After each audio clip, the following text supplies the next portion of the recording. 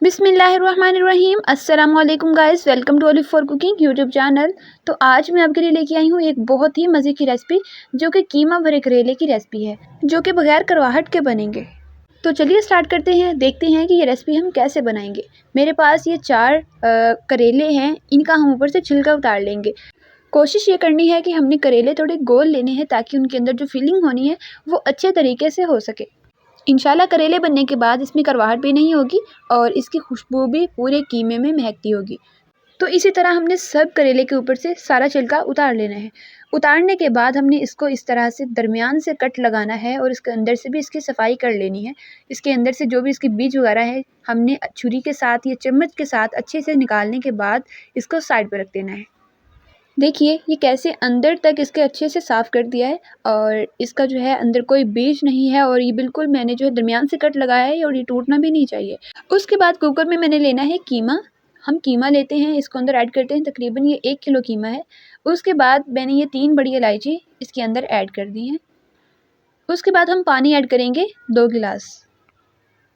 ये 1 गिलास हो गया और ये दूसरा गिलास। इंशाल्लाह ये कीमा बनने के बाद करेले की खुशबू जो है वो पूरे कीमे में महक रही होगी और इसकी करवाहट भी बिल्कुल ख़त्म हो जाएगी। इसके ऊपर हम ढक्कन देंगे और इसके ऊपर ढक्कन वगैरह देके हम इसे बंद कर देंगे और इसका फ्लेम ऑन कर देंगे और इसे 8 मिनट की सीटी पे लगा देंगे।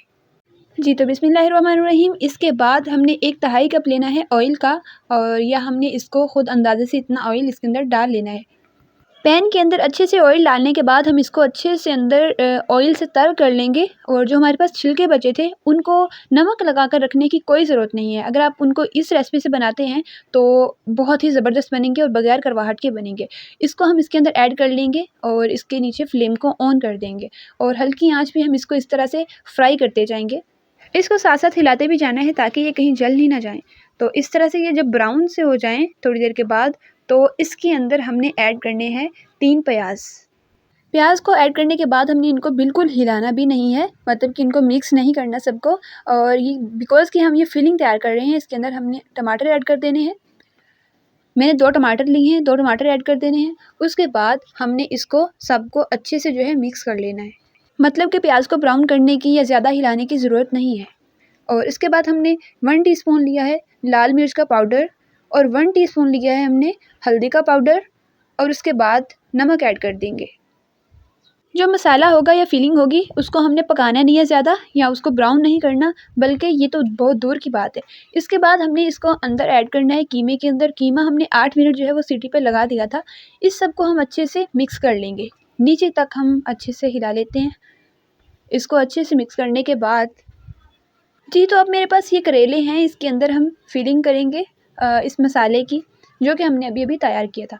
तो चम्मच लेके उसके साथ इस तरह से मैं फ़िल कर रही हूँ, और इसके ऊपर फ़िल करने के बाद इसको अच्छे से इसके ऊपर धागा लपेट लेंगे ताकि ये खुले ना।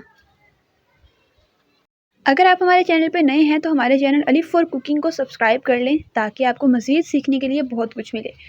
और उसके बाद हमने पैन लिया है, उसके अंदर हमने फिर ऑयल डाला है और उसके अंदर हम इसको पका लेंगे, मतलब कि उसके अंदर हम इसे हल्का सा फ्राई करेंगे। आपने फ्लेम को ज़्यादा नहीं करना, बल्कि लो फ्लेम पे आपने इसको फ्राई करना है। इस तरह से इसके छिंटे तो बहुत दूर तक जाएंगे, लेकिन आपने घबराना बिल्कुल नहीं है, बिकॉज़ कि ये इसी तरह होता है। हमने करेले इसके अंदर ऐड किए तो इस तरह से होगा। और उसके बाद हमने इसको इस तरह हल्का सा ब्राउन कर लेना है, फिर साइड को पलटते जाना है साथ साथ ही, और लो फ्लेम पे हमने इसको पकाना है।